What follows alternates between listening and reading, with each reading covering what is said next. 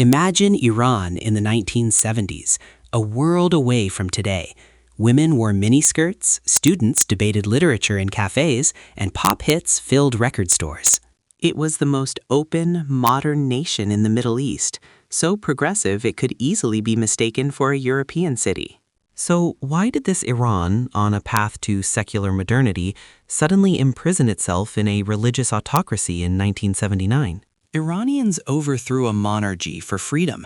How did this quest for liberty lead to an even more brutal theocratic regime? We trace this tragic transformation. Iran was never originally bound by strict Islamic law. It was the proud successor to the Persian Empire, ruling the world 2,500 years ago. This ancient heritage fostered a national pride stronger than any religious affiliation. The Pahlavi dynasty from the 1920s dreamed of a powerful modern state. They aimed to transform Iran into a European-style nation overnight. In 1963, Shah Mohammad Reza Pahlavi launched his White Revolution, a sweeping national reform program. Called white to avoid association with bloody communist revolutions, the Shah forcibly acquired land from large landowners and gave it to poor farmers. This weakened feudal landlords and aimed to win peasant support. He built infrastructure, roads, railways, dams, and modern factories, transforming Iran into an industrial hub. The economy boomed. By the 1970s, Iran was enjoying an astonishing average annual growth rate of nearly 10%, an economic miracle for the Middle East. Women's rights soared. They gained voting rights, hijab wearing became optional, and opportunities for education and employment expanded exponentially. A literacy corps was sent to rural areas, reducing illiteracy. Vast oil revenues adorned cities, earning Tehran the nickname Paris of the Middle East. The Shah envisioned Iran as the dominant power in the region, building the strongest military with cutting-edge fighter jets and tanks. Religious influence, however, plummeted. The Shah systematically excluded religious figures from politics, replacing their voice with Western-style courts and secular education. On the surface, Iran appeared to be enjoying a spectacular golden age, but beneath this glittering exterior, a deep, dark shadow was steadily creeping. The Shah, while modernizing, never shared power. He established a reign of terror, leveraging his notorious secret police, Savak. Savak relentlessly monitored and brutally tortured opponents. Anyone who dared criticize the Shah simply vanished, often without a trace. Thousands were tortured to death or left permanently disabled. Western media even branded Iran as one of the world's worst human rights abusers. With democratic voices silenced, people sought refuge in the only place beyond Savak's reach, the mosques. This religious network became the unexpected backbone of resistance. But the Shah's White Revolution also had disastrous economic side effects. He gave land to farmers but offered no capital for cultivation. Traditionally, landlords provided tools, seeds, and fertilizer, sharing the harvest. Now, farmers owned land but lacked resources, leading them to starve.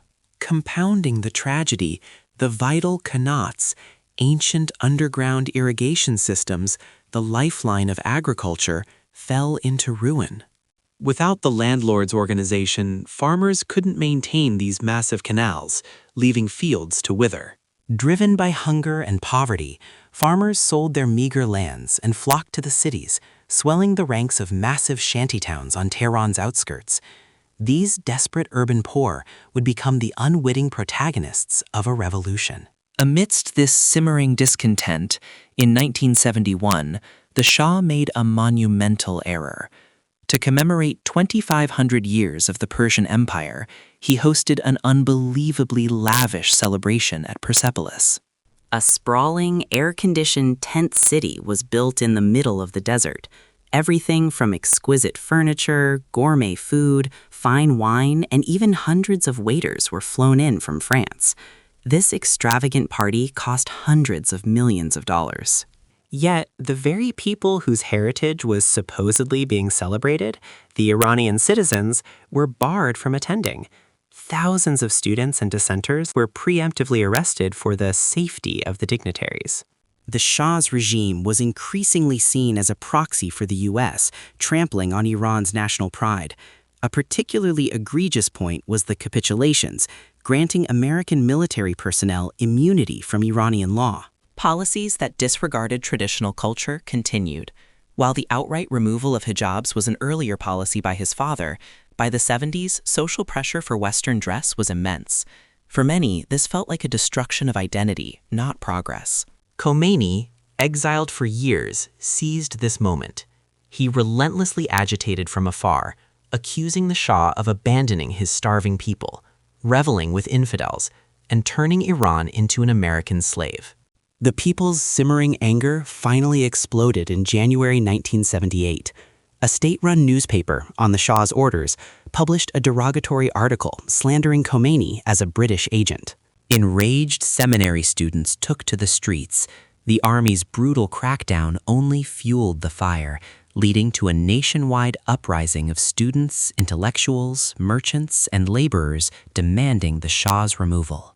When the army refused to fire on its own citizens and declared neutrality, the isolated Pahlavi dynasty collapsed. In January 1979, the Shah went into exile, ending 2,500 years of monarchy. Khomeini returned triumphantly from exile to a rapturous welcome. Soon after, a national referendum approved the establishment of the Islamic Republic with a stunning 98% vote. Iranians believed true freedom had arrived, choosing what they saw as a pure alternative to the Shah's corrupt regime. Yet this overwhelming vote was the start of an unimaginable new oppression. But why did the United States, Iran's staunchest ally in the Middle East, simply stand by and watch the Pahlavi dynasty crumble? What happened behind the scenes? It was a catastrophe born from profound intelligence failure and diplomatic indecisiveness. Just a year before the revolution, the CIA reported Iran was stable, with no revolutionary potential. They completely misjudged the internal anger and the strength of the religious opposition. The U.S. ignored growing dissent, relying solely on the Shah and his inner circle, creating a fatal echo chamber. President Jimmy Carter's human rights foreign policy, while morally sound, created an unforeseen dilemma. He pressured the Shah to halt torture and democratize his regime. As the U.S.-conscious Shah eased repression, thinking he was complying, protests exploded. When the situation became critical, America wavered, paralyzed between human rights and military intervention. Amidst this indecision, the Shah, battling cancer and psychologically crumbling, watched his army begin to desert, losing all control. The once mighty peacock throne was now a hollow symbol. But the most fatal mistake was the U.S.'s failure to grasp the very concept of an Islamic revolution. Trapped in a Cold War mindset, they only feared communism. They couldn't imagine religious fundamentalism overthrowing a state. Some U.S. officials even saw Khomeini as the Gandhi of Iran, mistakenly believing he was a moderate cleric who would cooperate with them once in power. This was a catastrophic miscalculation. The result? America supported neither the Shah nor the revolutionary forces decisively, alienating both and becoming an enemy to all. In essence, the U.S. lost the public's trust due to intelligence failures, missed crucial timing due to internal conflict over human rights versus pragmatism, and critically, failed to understand the destructive power of religion in politics. This led to the loss of its strongest ally in the Middle East and the creation of an enduring arch-enemy. Post-revolution Iran found itself in a power vacuum. In fact, many influential figures in Iran at the time envisioned a democratic, modern Islamic state. Figures like Mehdi Bazargan, the first interim prime minister, and Abul Hassan Banisadr, the first elected president, were prime examples. They dreamed of an Iran with a European or French-style democracy, infused with Islamic values. But contrary to their hopes, Khomeini did not retreat to the seminary after the revolution. Bazargan resigned in the wake of the hostage crisis, and Banisadr was impeached and forced into exile. Then, in the late 1990s, a figure emerged who tried to rekindle the flickering flame of democracy. That was President Mohammad Khatami. He championed freedom of expression, women's rights, and improved relations with the West, envisioning an Iranian glasnost. Young people and women especially rallied behind him. Yet, Khatami's reforms ultimately crashed against the towering wall of the theocratic system. The conservative clergy and the Revolutionary Guard, who held true power, thoroughly isolated him. Khatami was relegated to little more than a figurehead and eventually forced to step down. To summarize, the Iranian people didn't reject democracy outright. They chose religion as an alternative, seeing it as the strongest and purest path to end the Shah's dictatorship. However, neither the general populace nor even the intellectuals who allied with Khomeini fully grasped that this choice would lead to a dictatorship far more severe than the monarchy. They never dreamed that the hammer of religion, wielded to smash the old dictatorship, would ultimately shatter their own freedoms. And now, 47 years have passed.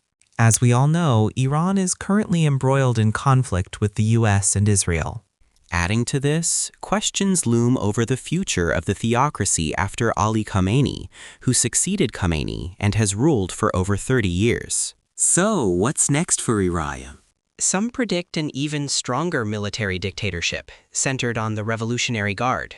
Others believe the suppressed aspirations of its citizens will finally forge a new democratic republic. In the past, Iranians chose the unknown salvation of religion to escape the perceived evil of monarchy. But they paid a heavy price, spending nearly half a century in fear and poverty. And today, discontent among the youth is particularly high. Over half of Iran's population born after the revolution. For them, experiencing global freedoms via social media, the 7th century laws imposed by the clerics feel utterly anachronistic and stifling. An online survey by a Dutch research institution indicates a significant surge in the number of Iranians who no longer identify as Muslim or claim to be atheists.